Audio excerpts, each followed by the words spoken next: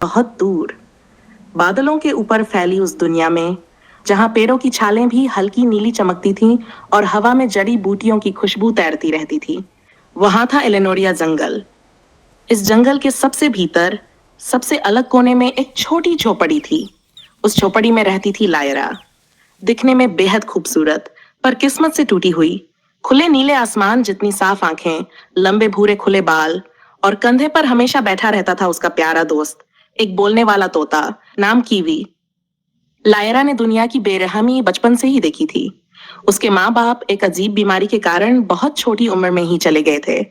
उसे उसका मामा पालकर बड़ा कर रहा था, एक नेक इंसान जो उसके माथे पर मौजूद हल्की चांद जैसी निशानी को ईश्वर का आशीर्वाद कहता था।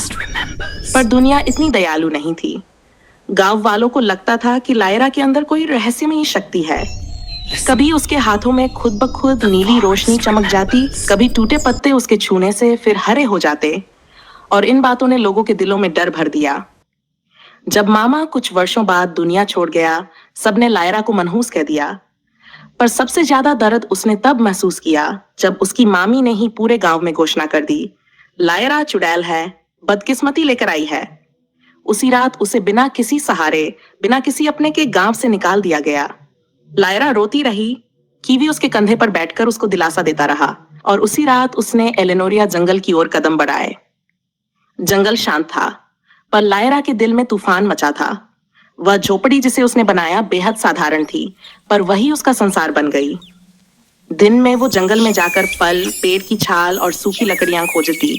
रात को कीवी के साथ तारों को देखती और सोचती, क्या सच में मैं मनहूस हूं? पर लायरा नहीं जानती थी कि उसका जंगल में रहना एक दुष्ट तांत्रिक का ध्यान खींच चुका था।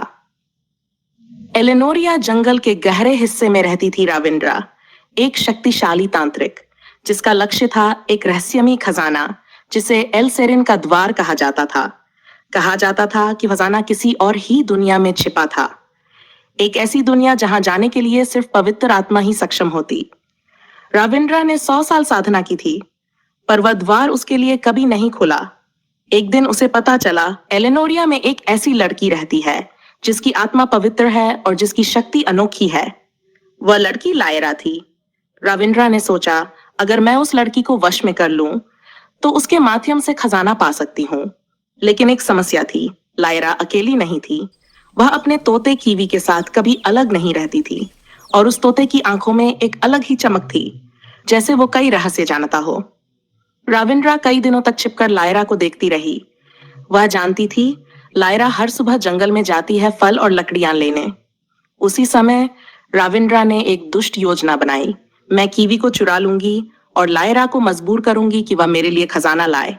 पर चीजें आसान नहीं थी, क्योंकि कीवी साधारण तोता नहीं था। लोग कहते थे उसकी आंखों में एक पुरानी जादुई सभ्यता की छाप है, और लायरा, वो जितनी मासूम थी उतनी ही अंदर से भयंकर शक्तियों वाली, पर अभी अनजानी। एक सुबह लायरा हमेशा की तरह जंगल में गई।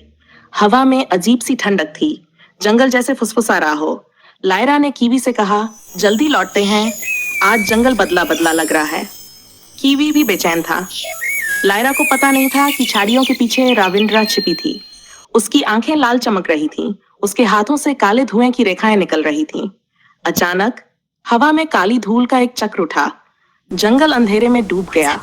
लायरा डर गई, कीवी चीखता हुआ पंख फड़फड़ाने लगा। फिर सब शांत हो गया, और तभी लायरा, एक भारी डरावनी आवाज आई। वह मुड़ी, पेड़ों के बीच अंधेरे में खड़ी थी राविंद्रा। उसकी निगाहें कीवी पर थीं। अगले ही पल काले धुएं की एक लहर उठी और उसने कीवी को लायरा के कंधे से खींच लिया।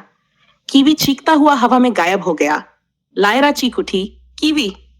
राविंद्रा मुस्कुराई और बोली, अगर उसे वापस चाहती हो तो मेरे लिए वो खजाना लेकर आओ जो दुनिया से परे है। लायरा की आंखों में डर और गुस्सा दोनों थे, पर राविंद्रा नहीं जानती थी लायरा की असली शक्ति अभी जागी नहीं थी। जंगल में हवा तेज हो गई, पेड़ कांपने लगे। लायरा की आंखों में नीली रोशनी चमक उठी, जमीन हिलने लगी। जंगल जैसे उसके साथ जाग उठा था। राविंद्रा घबरा गई, लेकिन तभी लायरा के पैरों के नीचे एक चमकदार चक्र खुला और वह नीली रोशनी में खींचने लगी। नहीं, रुको, राविंद्रा चीखी, पर बहुत देर हो चुकी थी। लायरा उस रोशनी में गायब हो गई, एक ऐसी दुनिया में जहां से शायद ही कोई वापस आया हो। जंगल में सिर्फ राविंद्रा की चीख गूंजी और हवा में कीवी की दर्द भरी आवाज धीरे से गूंजती रह गई। लायरा की आंखें बंद थीं और उसके आसपास सिर्फ रोशनी घूम रही थी। कानों में एक मधुर अजीब सी घंटियों जैसी आवाज गूंज रही थी। जब रोशनी कम हुई, उसने धीरे धीरे अपनी आंखें खोलीं। उसके सामने फैला था एक बिल्कुल नई दुनिया। आसमान चांदी की तरह चमक रहा था। पेड़ पारदर्शी कांच जैसे थे जिनके भीतर हल्की नीली रोशनी बह रही थी। घास पर कदम रखते ही वह छोटे छोटे प्रकाश कणों में बदल जाती थी। लायरा ने हैरानी से फुसफुसाया, यह दुनिया असली है या सपना?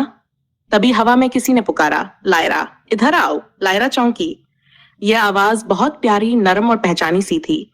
वह मुड़ी तो देखा, एक छोटा सा दरवाजा हवा में तैर रहा था और दरवाजे के अंदर खड़ा था कीवी। कीवी! लायरा की आंखों में चमक दौड़ गई।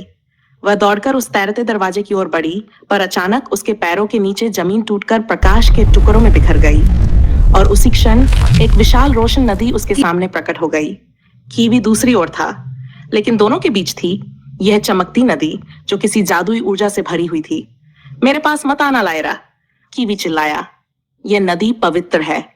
केवल वही पार कर सकता है जिसकी आत्मा पूरी तरह सच और दया से भरी हो। लायरा ने एक गहरी सांस ली। मैं तुम्हारे लिए कुछ भी कर सकती हूँ कीवी। उसने हिम्मत जुटाई और नदी में कदम रखा। नदी ने उसकी टखनों को छुआ और अचानक चमक उठी, जैसे वह लायरा के भीतर की सच्चाई को पहचान रही हो।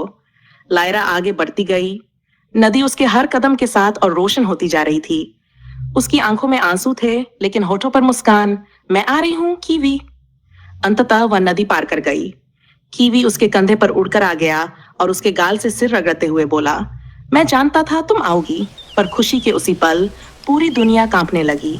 आसमान काला पड़ने लगा, पेड़ों का कांच सा शरीर टूटने लगा और उनके सामने काले धुएं का एक भंवर खुला। राविंद्रा वहां पहुंच चुकी थी। बहुत सरल था, वह हंसते हुए बोली, अब तुम दोनों मेरे पास हो। अब तुम मुझे उस खजाने की राह दिखाओगी। लायरा की आंखों में नीली आग जल उठी। वह आगे बढ़ी। तुमने कीवी को चोट पहुंचाई, अब मैं तुम्हें रोकूंगी। राविंद्रा ने हाथ ऊंचा किया। काला धुआं उसके चारों ओर घूमने लगा।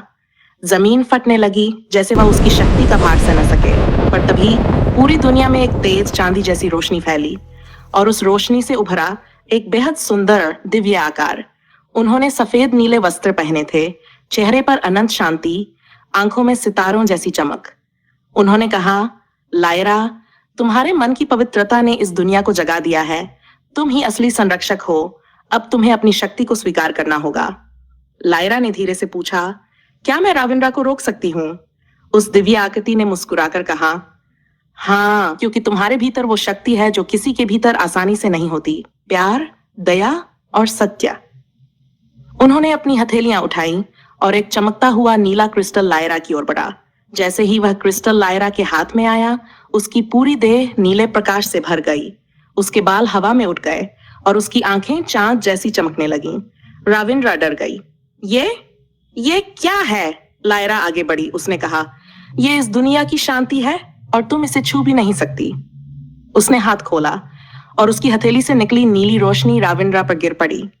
काला धुआं चीखने लगा, टूटने लगा और फिर राविंद्रा गायब हो गई। दुनिया फिर शांत, पैरों के कांच फिर जुट गए और आसमान फिर चांदी की रोशनी से भर गया।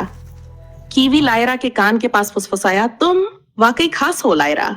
दिव्य आकृति उसके पास आई और बोली, खजाना सोना या जवाहरात नहीं था लायरा, खजाना थी पवित्र शक्ति जो केवल तुम्हारी तरह के दिलों को मिलती है।